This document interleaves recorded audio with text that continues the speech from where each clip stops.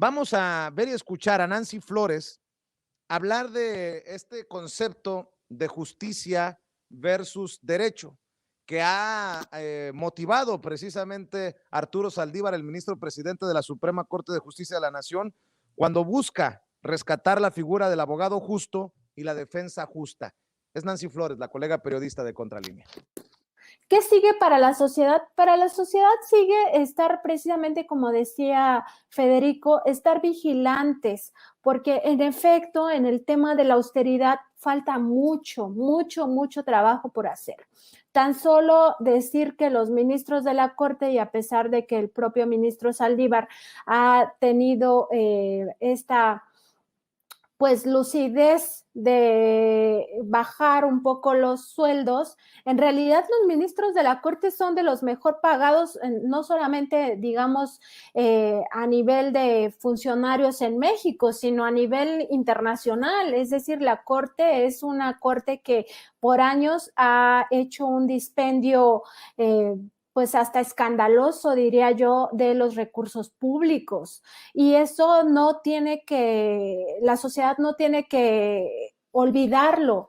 Nosotros tenemos que estar siempre revisando que esto no ocurra. ¿Por qué? Porque además vivimos en un México con profundas desigualdades. O sea, tenemos desde personas que viven en la montaña de Chihuahua, en la sierra de Chihuahua, viviendo en cuevas, hasta uno de los hombres más ricos del mundo, ¿no? Y creo que son varios personajes, sobre todo empresarios, que tienen mucho dinero en México. Entonces, esto debe de seguir indignándonos, o sea, no debemos como de estar plenamente satisfechos porque ya se aprobó la reforma, no. La reforma, la aprobación de la reforma es apenas el principio de lo que se requiere en el Poder Judicial. Y el Poder Judicial requiere de muchas cosas. Mira, a mí otro tema que me llama mucho la atención de esta reforma es que por primera vez se le da un buen lugar a los abogados de oficio, ¿no? Porque parecían ahí abandonados, y yo creo que desde que el ministro Saldívar entró y en la Defensoría Pública está Netzaí Sandoval, se ha hecho un trabajo por rescatar esta figura del abogado defensor de las personas con menos recursos.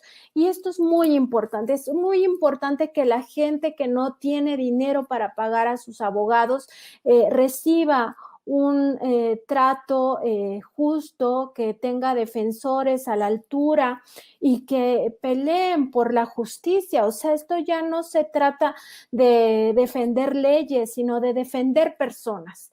Entonces, me parece que la sociedad tiene que estar con esto en el radar siempre, o sea, que esto no se nos debe de pasar, y que esta parte de la Defensoría Pública se tiene que consolidar muchísimo, porque lo que ocurría en el pasado, o lo que ha ocurrido más bien en México en todo este tiempo en el que el Poder Judicial ha estado permeado por la corrupción, por todo el abuso de poder, ha sido que los que tienen dinero no pisan la cárcel, y los que no tienen dinero, aún siendo inocentes, pisan la cárcel.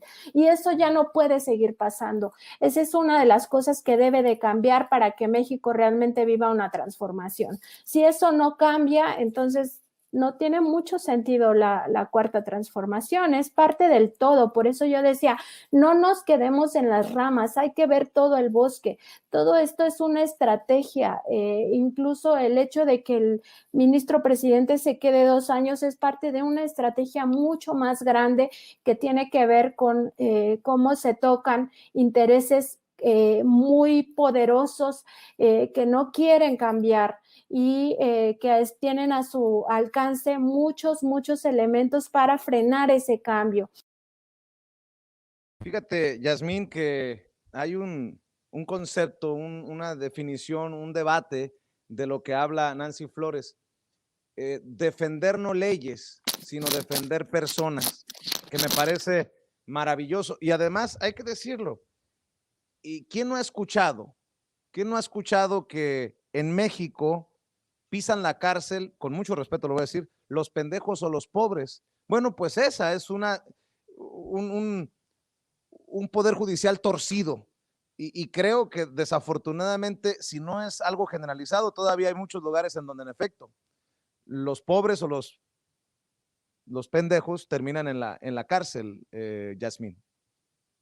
Así es, y tendría que ser un tema a tratar, es decir, este tema de justicia, este tema de el bien común, en efecto, es decir, el poder judicial protegía, sigue protegiendo solamente a las élites, ¿no? ¿Quiénes son los que se pueden amparar? ¿Realmente quién tiene acceso a poderse amparar?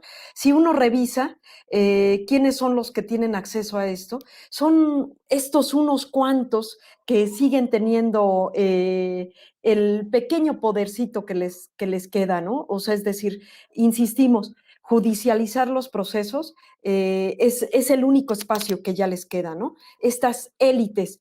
Hoy lo decía, por ejemplo, el presidente, este financiamiento que reciben mexicanos contra la corrupción, precisamente habla de esa impunidad y precisamente habla de estos amparos, de estos jueces. Y lo que hace esta reforma es precisamente atacar ahí a los jueces que le entran a esta corrupción, que le entran a estas, pues a este moche, pues, ¿no? Que se recibe y ahí es donde sanciona, ¿no? Esa es una de las vertientes que tiene esta reforma, ¿no? Más aún, yo digo que sin una reforma judicial, una cuarta transformación no puede consolidarse, entendiendo los conceptos del golpe blando, de la guerra híbrida, del lawfare y de todo esto que destapa el injerencismo, el intervencionismo, el golpismo, el propio presidente Andrés Manuel López Obrador en la mañanera. ¿Con qué reflexión cierras esta noche, querida Yasmín Ugalde? Pues mira, esto que acabas de decir, esto que también dijo Nancy, precisamente, si uno ve la reforma, esta reforma, pues bien, pues pudiese tener cosas pues sabrosas, pues que verle, pero lo tenemos que ver como un todo, tenemos que ver que la cuarta transformación arropa, acuerpa todas estas reformas que se están haciendo. No veamos solamente esta reforma de manera aislada. Esto es uno de los engranes que están perfectamente bien sincronizados para que esta nación se transforme como se tiene pensado. Entonces, de repente hay oposición, de repente hay fricción para que esto ocurra. Es evidente. O sea, no iba a ser fácil, ¿no? Insisto, todavía ellos que tienen un tanto de poder, esos que no pudimos arrebatar el poder en el 2018, están acorralados en estos espacios, en el Poder Judicial y en otros organismos, ¿no? Como en el INE también. Ahí están recluidos, pues, ¿no? Y siguen haciendo mucho daño. Por eso es la resistencia a estas reformas, ¿no? Yo diría que lo veamos como un todo, veamos cómo la cuarta transformación se tiene que acuerpar de estas reformas, ¿no? Y la importancia que tienen. Con eso concluiría, Vicente. Pues, ¿qué te parece si cerramos invitando a la gente para que siga los esfuerzos que están haciendo a través del Instituto Nacional de Formación Política de Morena, Yasmín? Así es, les invitamos a seguirnos en las redes sociales del Instituto Nacional de Formación Política, en Facebook, en Twitter y en YouTube.